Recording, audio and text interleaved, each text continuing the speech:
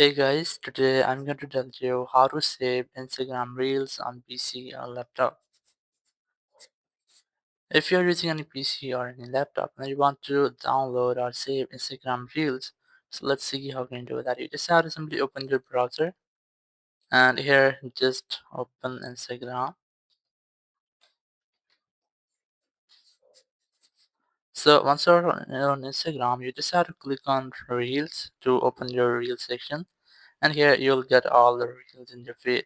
Now you just have to select which one you want to save or download. So if you have any extension or any third-party downloader like I am using IDM, so here I have the option to download this video or to download this reel. Just click on this download option, then select the quality and then select start download. So it will start downloading. Or you have a second way, you just have to click on the share option here and just click on copy link. And once you have copied the link, just open a new tab and you just have to simply search for a website which is Save Insta. Just search for Save Insta, or you can also search for Insta Save. Open the first website from here. Now you just have to paste your copied link. And once you have pasted, just click on this download option and just wait for some loading.